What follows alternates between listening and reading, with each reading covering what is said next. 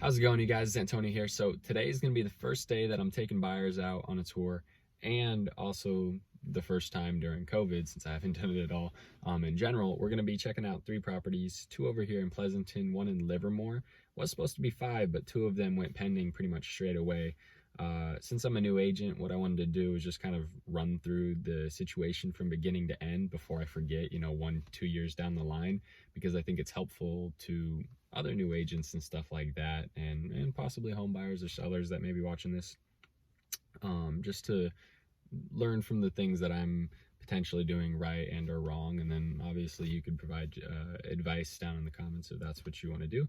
I'm all ears. So first off, found the lead from Facebook. I believe she had commented on one of the Facebook ads, where we said essentially the offer was, hey, get a list of homes for under like $700,000 in the Bay Area, because it's so expensive over here, so on and so forth. And then usually what we offer with that is, hey, we can show you homes kind of out on the rim over here by Pleasanton, Livermore, and stuff like that, or even further out, and that's where you're going to hit those $700,000 range, just basically essentially right outside of the Bay Area.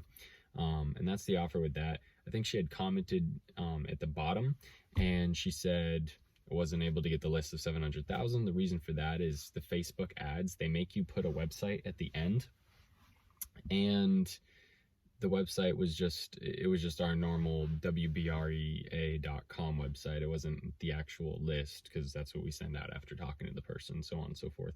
So I messaged her after she commented and said, hey, would you like to talk, got her phone number, and we started speaking. She said she was pretty busy, so kind of had a lapse in time between when we had last spoke, and then she had replied to my text that I had sent like 2 or 3 weeks earlier, and said at like 10 p.m. at night, and said, oh, sorry, I was busy, which is perfectly fine. She had a bunch of projects to work on.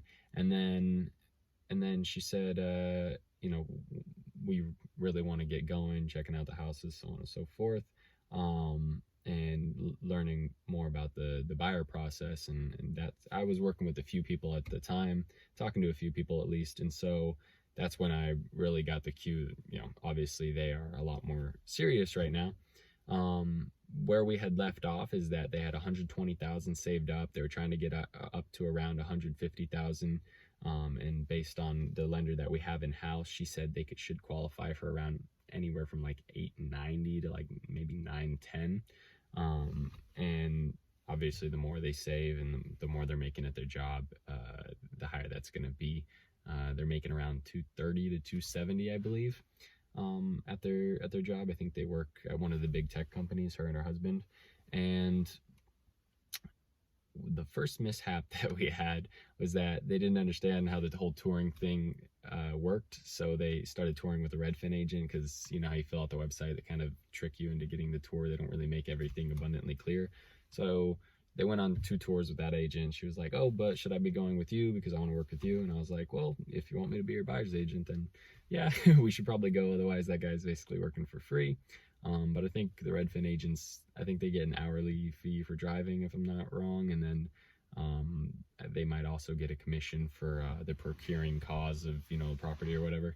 But yeah, so they get that. And I was like, yeah, if you want to work with me, then we should probably go. And she's like, yeah, I definitely want to work with you. My intuition's saying I should work with you, and I follow that. So I was like, okay, cool.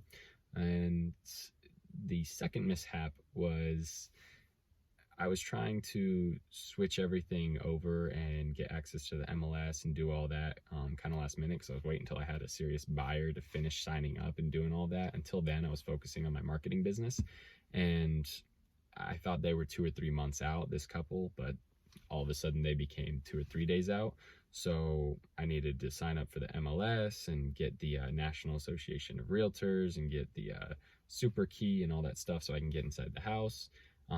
Because essentially how it works is you can't get access to the house unless you have that National Association of Realtors connection, and then you join the county, and then the county gives you access to the keys where you can get to the houses. So even though you don't need the MLS and all that stuff in order to technically do a transaction, it's impossible for you to not pay these hundreds of dollars in fees because of that.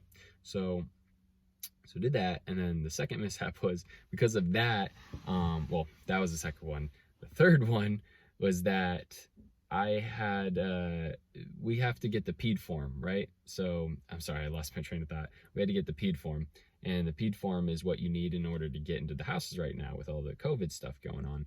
And I asked my broker, hey, can I get the PED form? I'm trying to do things, a little bit last minute. He said, yeah, email this lady.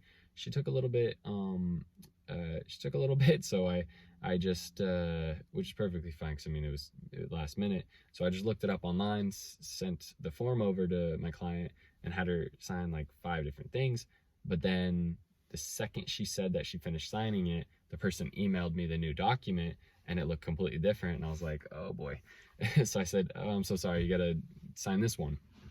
So signed the new form, learned all that, right?